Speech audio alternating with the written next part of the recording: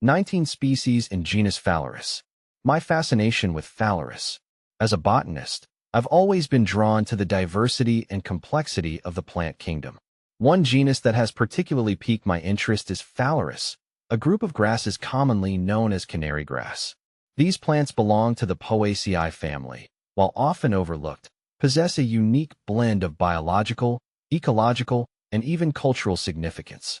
A diverse genus, Phalaris encompasses a variety of species, each with its own distinct characteristics. Phalaris arundinacea, reed canary grass. This robust, perennial grass thrives in wetland environments and is known for its ability to form dense stands. Its adaptability and hardiness make it a valuable forage crop and a popular choice for erosion control. Phalaris aquatica, harding grass originally from the Mediterranean region, this perennial grass is now cultivated worldwide as a pasture grass. Its drought tolerance and high nutritional value make it an important agricultural resource. Phalaris canariensis, canary grass, perhaps the most recognizable species. Canary grass is cultivated for its seeds, which are a primary food source for caged birds.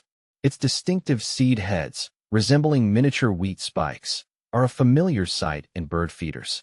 Phalaris minor, little seed canary grass. This annual grass is often considered a weed in agricultural settings, but it also plays a role in traditional medicine in some cultures. See full list at monsteraholic.com. Ecological significance. Phalaris species play a vital role in their respective ecosystems. They provide food and habitat for a variety of wildlife, including birds, small mammals, and insects. Their extensive root systems help to stabilize soil and prevent erosion, particularly in riparian areas. However, some species, like Phalaris arundinacea, can become invasive in certain environments, outcompeting native plants and altering habitat structure. Alkaloid content. One of the most intriguing aspects of Phalaris is the presence of alkaloids in some species. These naturally occurring compounds can have psychoactive effects and have been used in traditional medicine and religious practices for centuries. However, it's important to note that the alkaloid content varies significantly between species and even within individual plants. This variability, coupled with the potential for toxicity, makes it crucial to exercise caution when handling or consuming any part of these plants. My current research focuses on the genetic diversity of Phalaris arundinacea. I'm particularly interested in understanding how this species has adapted to different environmental conditions and how this adaptation is reflected in its alkaloid profile.